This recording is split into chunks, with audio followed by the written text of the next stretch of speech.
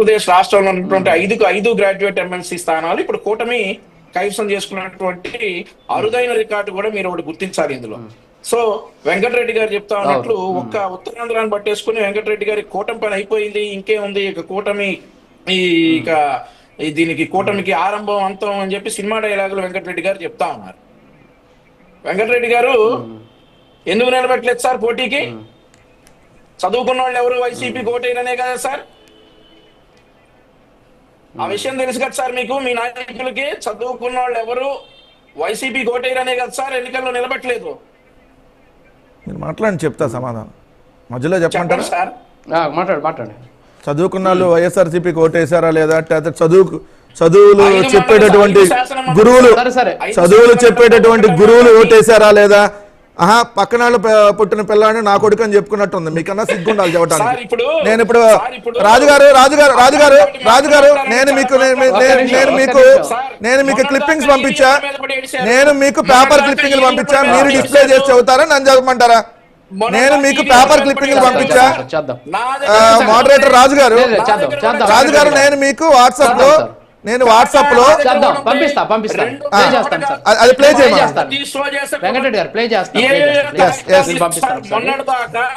మొన్నటి వరకు ఈవీఎంల మీద కూడా ఏడిచారు, అయిపోయింది. ఈ రోజు ఆ చాట్ లో ఏదో పేపర్లు అంటే తీసుకొచ్చి కూటమి అభ్యర్థులు లోపలికి వెళ్ళిపోయారు, ఓట్లు చేస్తున్నారు, ఈవీఎం రిగ్గింగ్ చేసేస్తున్నారు అంటా ఉన్నారు. ఈవీఎంలు అయిపోయినాయా సార్? బ్యాలెట్ పేపర్లు వేస్తే మా సత్తా చూపిస్తా ఉన్నారు కదా సార్. 82,320 sir majority. ఈవీఎంలు లేవు సార్, ఈవీఎంలు లేవు సార్, ఉన్నది బ్యాలెట్ పేపర్లు సార్. బ్యాలెట్ పేపర్ల మీద మెజారిటీ 82,320 సార్.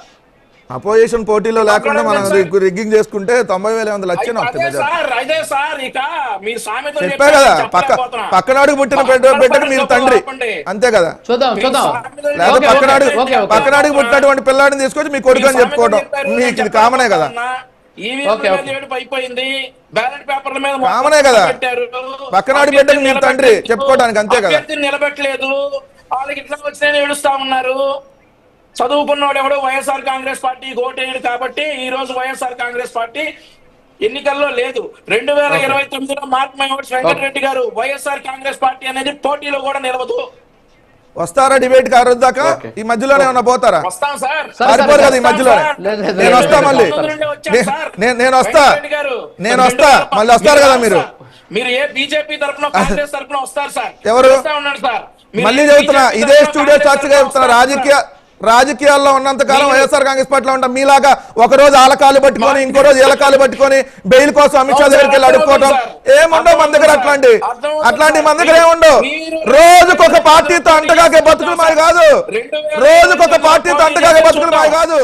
రాజకీయాల్లో ఓడిపోయినా గెలిచినా నిజాయితీగా ఉండే బతుకులు మాయి. మీలాగా ఒక రోజు మోడీ నమనాబూతులు ఇచ్చి రెండో రోజు మోడీ కాళ్ళు పట్టుకొని గెలిచే బతుకులు కాదు.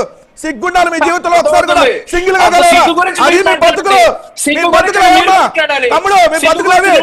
సింగిల్ గా ఒక్కసారి కూడా పోటీ చేసి గెలిచిన సత్తా లేదు మీకు. మళ్ళీ 45 ఏళ్ళ రాజకీయ జీవితం తీసుకెళ్లి ఆ కృష్ణ కరకట్ట చెప్పుకోండి, ఆ కృష్ణ కరకట్ట అది మీ బతుకు. అరే పక్కనాడు బిడ్డకు మీరు తండ్రి అని చెప్పుకునే దిక్కుమాల